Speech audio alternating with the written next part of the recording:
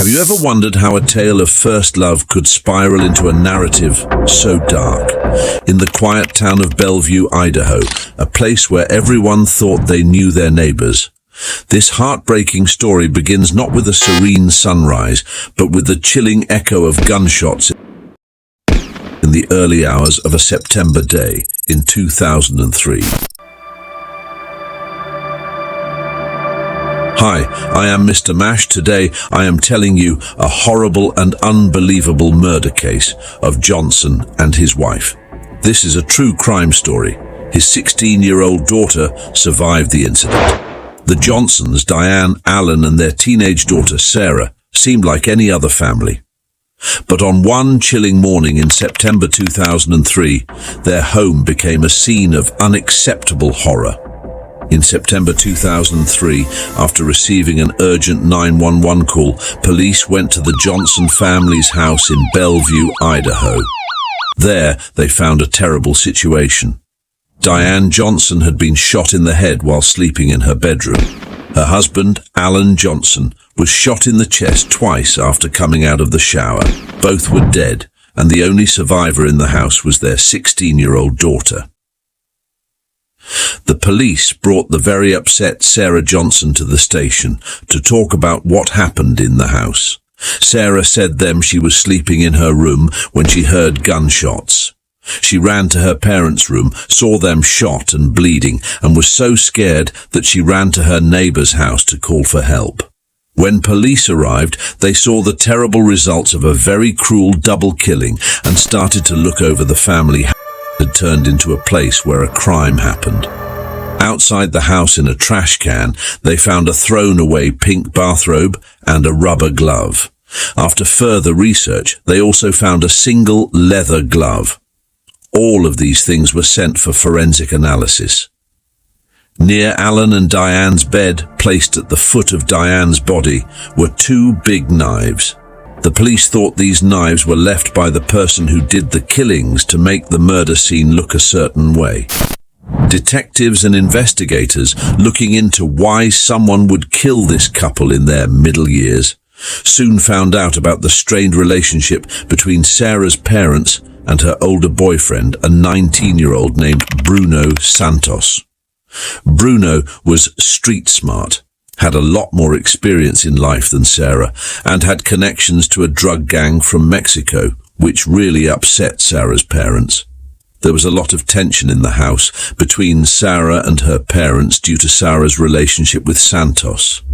Sarah was a nice girl who was very much in love with her first serious boyfriend. He believed she was truly in love, and she thought Santos was the one she would marry. She didn't listen to her parents when her parents came to him. She was very upset because her parents were standing in the way of true love and forbidding her to see him, grounding her to prevent her from going out and meeting him. Alan Johnson had gone to see Bruno Santos and warned him to stay away from his daughter.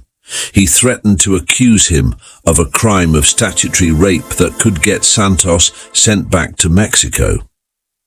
The police thought Santos was a close suspect who might have been involved in the crime, but he had strong evidence showing he wasn't at the house when the murders happened and didn't know anything about them.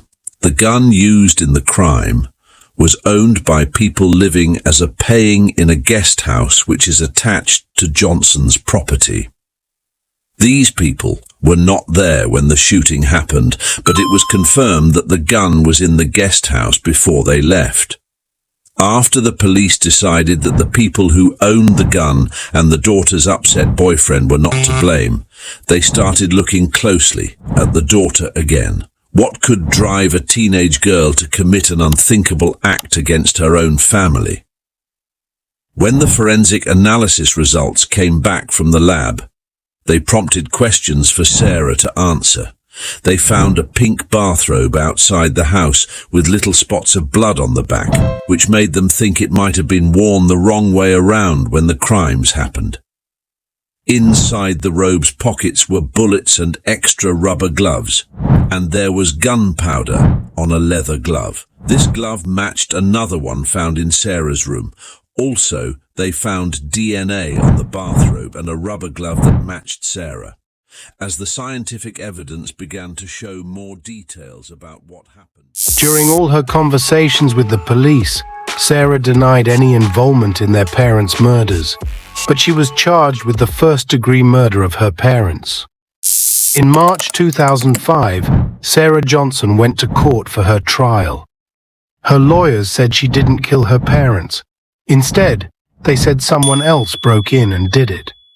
Her boyfriend, Bruno Santos, also spoke at the trial, saying he didn't do it, but it was not entirely favorable to Sarah. After 5 weeks of listening to all the details and looking at the evidence, the court decided Sarah was guilty of killing her parents. She was then sentenced to spend her life in prison.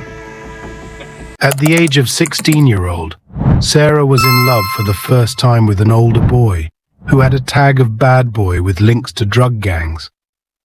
She was very upset with her parents because they did not like her boyfriend, and Sarah's parents threatened her boyfriend. She felt her parents were wrong and were simply obstructing her path to happiness with the boy she loved. Her parents had punished her that weekend by grounding her and taking away her car keys. In her mind, if her parents were gone, she believed she would be free to be with her boyfriend without anyone stopping her. Or this is what the police thought was her reason. The plan was quite severe and illogical, but for a teenage girl deeply in love, she may not have fully thought about the consequences of her actions. She claimed to the police that someone broke into the house, but there were no signs of forced entry. Evidence from the crime scene didn't match her story of what happened that morning, and there were clues linking her to the place where the crime happened, including gloves the police think she wore while committing the crime. Also, the weapon used in the murder was found locked in the family's guest house, a place Sarah had keys to. When the police didn't believe her story and she had to go to court for murder, her boyfriend lost interest in her and even spoke against her to save himself. This probably broke her heart and her belief in their love. Sarah Johnson has always said she didn't kill her parents, insisting that an intruder broke into their house that night. In 2014, she tried to appeal her sentence and asked for a new trial, but both requests were denied. The Idaho Innocence Project, trying to help Sarah, argued that she didn't have good enough legal help and that new DNA testing methods could prove she was innocent if they were used on the crime scene evidence.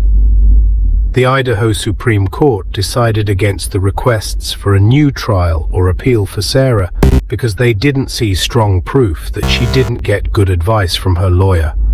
They also mentioned that finding new fingerprints on the murder weapon didn't mean Sarah should have a new trial. Any further attempts to appeal in 2017 were turned down as well. This is a true and real crime documentary. Today, Sarah Johnson is in the Pocatello Women's Correctional Center in Idaho, with no chance of a new trial soon. She is facing the possibility of spending her life in prison for a very serious crime: the murder of the two people who brought her into his world, her parents. Thanks for watching. For more crime stories, subscribe to our channel.